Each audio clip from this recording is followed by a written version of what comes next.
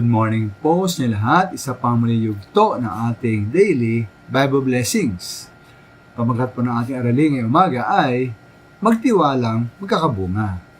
Magtiwalang magkakabunga. Ito na po ako para sa ating mga magulang. Sa binanas niyo mga minamahal na sa ating pagkapalaki ng ating mga anak na parang kayo po ay naiinip dahil panapakabagal ng kanilang paglaki. Maring hindi dahil una, maring abala-abala tayo sa mga gawain para sa kanila. At iba din naiisip ang kanilang parang mabagal na paglaki.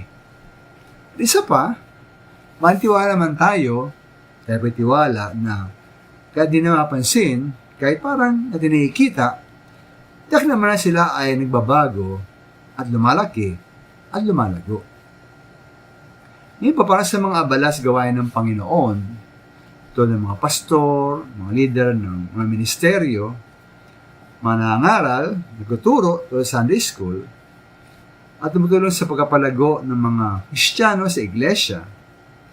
Minsan ba tatanong tayo kung talagang may epekto o bunga ang ating ginagawa?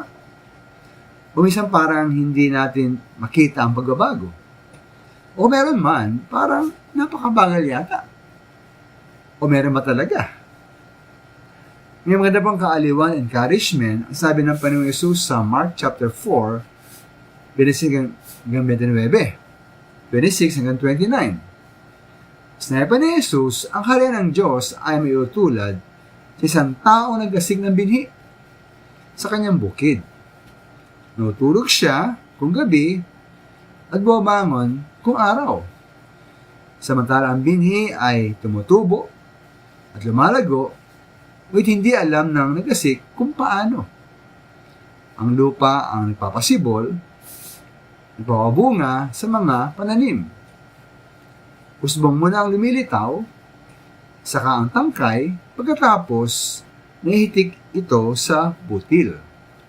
Kapag hinog na ang mga butil, agad niya itong pagagapa sapagkat panahon na para ito'y anihin.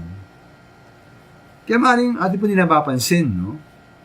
Ngunit nakatiyak po tayo na sa ating paggawa at pagkilos ng Diyos, may bunga ang ating paglilingkod.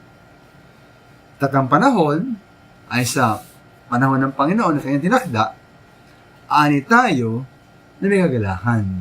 Alam natin ang ating ginagawa ay tiyak na magkakabunga. Maraming salamat po.